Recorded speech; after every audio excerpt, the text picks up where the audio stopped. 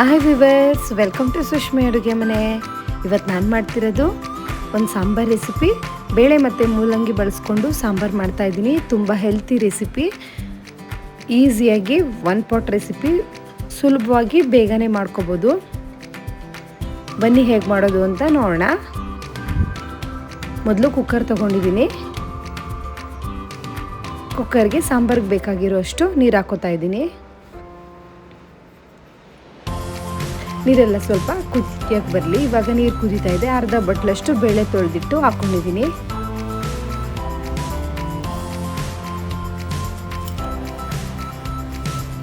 ಒಂದು ಬಟ್ಲಷ್ಟು ಸಣ್ಣ ಈರುಳ್ಳಿ ತೊಗೊಂಡಿದ್ದೀನಿ. ಟೇಸ್ಟ್ ಅಂತೂ ತುಂಬ ಚೆನ್ನಾಗಿರುತ್ತೆ. ಇಲ್ಲಾಂದರೆ ನಾವು ರೆಗ್ಯುಲರ್ ಈರುಳ್ಳಿನೇ ಹಾಕೋಬೋದು.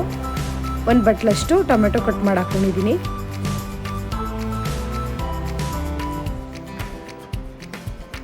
ಇವಾಗ 1 ಸ್ಪೂನ್ ಉಪ್ಪು ಹಾಕ್ಕೊಂಡಿದ್ದೀನಿ. ಎಲ್ಲ ಕುದೀತಾ ಇದೆ ಅಲ್ವಾ. ಇವಾಗ ಮನೇಲೆ ಮಾಡಿರೋ ಸಾಂಬಾರು ಪೌಡ್ರನ್ನ 1-2ರಿಂದ 2.5 ಸ್ಪೂನಷ್ಟು ಸಾಂಬಾರು ಪೌಡ್ರ್ ಹಾಕೋತಾ ಇದ್ದೀನಿ.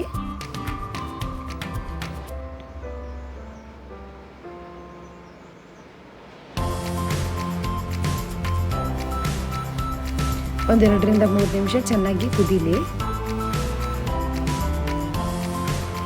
ನೋಡಿ, ಇವಾಗ ಮೂಲಂಗಿ ಎಲ್ಲನೂ ಸಿಪ್ಪೆ ಎಲ್ಲ ಒರೆದು ಕಟ್ ಮಾಡಿ ಇಟ್ಕೊಂಡಿದ್ದೀನಿ. ಅದನ್ನು ಹಾಕೋತಾ ಇದ್ದೀನಿ.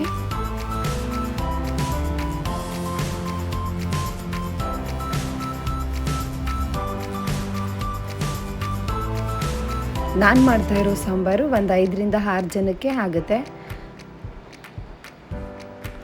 ಕುಕ್ಕರ್ ಲಿಡ್ನ ಕ್ಲೋಸ್ ಮಾಡಿ 1-2 ವಿಷಲ್ ತಗೊಳ್ಳೋಣ, ಸಾಕು.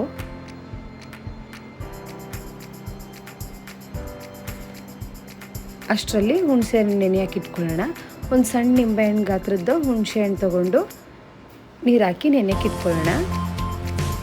ಟೊಮೆಟೊ ಹಾಕಿರೋದ್ರಿಂದ ಹುಣಸೆ ಹುಳಿ ಸ್ವಲ್ಪನೇ ಸಾಕಾಗುತ್ತೆ. ನೋಡಿ, ಇವಾಗ ವೆಯ್ಟ್ ಎಲ್ಲ ಹೋಗಿದೆ. ಕುಕ್ಕರ್ನ ಓಪನ್ ಮಾಡ್ತಾ ಇದ್ದೀನಿ.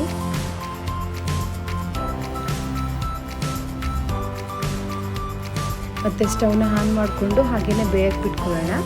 ನಾವು ಹುಣಸೆ ಹಣ್ಣು ನೆನೆಯಕ್ಕೆ ಇಟ್ಕೊಂಡಿರ್ತೀವಲ್ಲ, ಅದು ಚೆನ್ನಾಗಿ ಕಿವುಚಿ ಸೋಸ್ಕೊಂಡು ರಸ ಮಾತ್ರ ಹಾಕೊಳ್ಳೋಣ.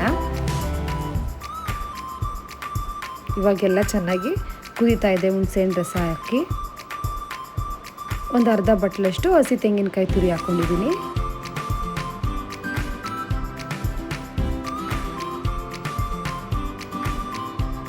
ತುಂಬ ಸುಲಭವಾಗಿ ಮಾಡ್ಕೋಬೋದು. ನೋಡಿ, ಇವಾಗ ಸಾಂಬಾರೆಲ್ಲ ಚೆನ್ನಾಗಿ ಕುದೀತಾ ಇದೆ. ಹುಣಸೆ ಹಣ್ಣು ರಸ ಹಾಕಿದ್ಮೇಲೂ ಒಂದು 5ರಿಂದ 10 ನಿಮಿಷ ಚೆನ್ನಾಗಿ ಸಾಂಬಾರು ಕುದಿಬೇಕು.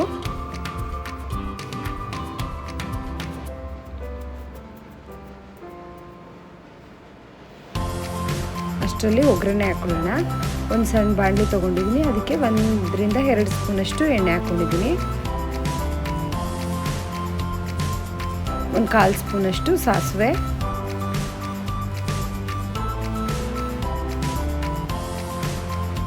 ಸಾಸಿವೆ ಎಲ್ಲ ಚೆನ್ನಾಗಿ ಸಿಡಿಲಿ. ಇವಾಗ ನೋಡಿ, ಸಾಸಿವೆ ಎಲ್ಲ ಸಿಡಿತಿದೆ. ಒಣಮೆಣಸಿನ್ಕಾಯಿ ಹಾಕ್ಕೊಂಡಿದ್ದೀನಿ. ಸ್ವಲ್ಪ ಬೆಳ್ಳುಳ್ಳಿ ಜಜ್ಕೊಂಡು ಹಾಕ್ಕೊಂಡಿದ್ದೀನಿ.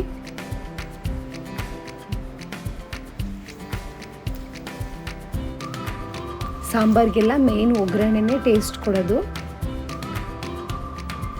ಇವಾಗ ಸ್ವಲ್ಪ ಕರಿಬೇವಿನ ಸೊಪ್ಪು,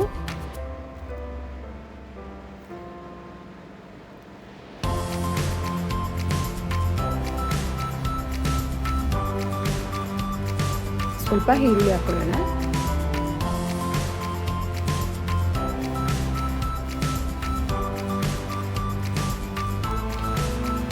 ಈರುಳ್ಳಿ ಎಲ್ಲ ಬೆಳ್ಳುಳ್ಳಿ ಎಲ್ಲ ಚೆನ್ನಾಗಿ ಫ್ರೈ ಆಗಲಿ ಒಗ್ಗರಣೆಲೆ.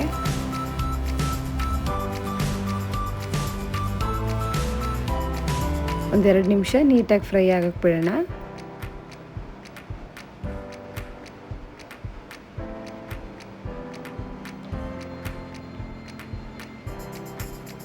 ನೋಡಿ, ಇವಾಗ ಒಗ್ಗರಣೆ ಎಲ್ಲ ಚೆನ್ನಾಗಿ ಫ್ರೈ ಆಗಿದೆ. ಇವಾಗ ಸಾಂಬಾರ್ಗೆ ಹಾಕ್ಕೊಳ್ಳೋಣ.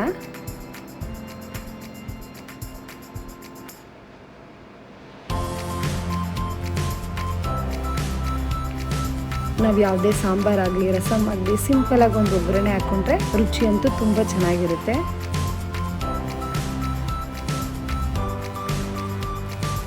ಜಾಸ್ತಿ ಎಣ್ಣೆನೂ ಬಳಸಿರೋದಿಲ್ಲ. ಹಾಗಾಗಿ ಆರೋಗ್ಯಕ್ಕೂ ತುಂಬ ಒಳ್ಳೆಯದು. ಬೇಳೆ ಎಲ್ಲ ಬಳಸಿರೋದ್ರಿಂದ ಪ್ರೋಟೀನ್ ಕೂಡ ಜಾಸ್ತಿ ಇರುತ್ತೆ.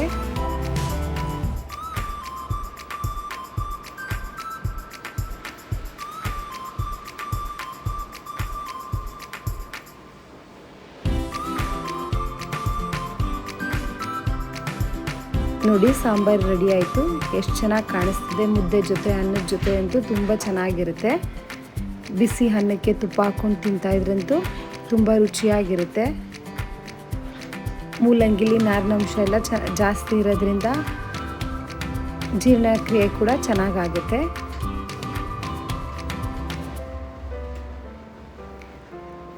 ತುಂಬ ಸುಲಭವಾಗಿಯೇ ಮಾಡ್ಕೋಬೋದು. ನನ್ನ ಚಾನಲ್ನ ಇನ್ನೂ ಯಾರ್ಯಾರು ಸಬ್ಸ್ಕ್ರೈಬ್ ಮಾಡಿಲ್ಲ ಸಬ್ಸ್ಕ್ರೈಬ್ ಮಾಡಿ, ಲೈಕ್ ಮಾಡಿ, ಶೇರ್ ಮಾಡಿ. ಏನಾದರೂ ಇತ್ತು ಅಂದರೆ ಕಾಮೆಂಟ್ ಮಾಡಿ. ನನ್ನ ವೀಡಿಯೋಸ್ನೆಲ್ಲ ಪೂರ್ತಿ ನೋಡಿ ನನ್ನ ಚಾನಲ್ನ ಸಬ್ಸ್ಕ್ರೈಬ್ ಮಾಡ್ಕೊಳ್ಳಿ. Thank you.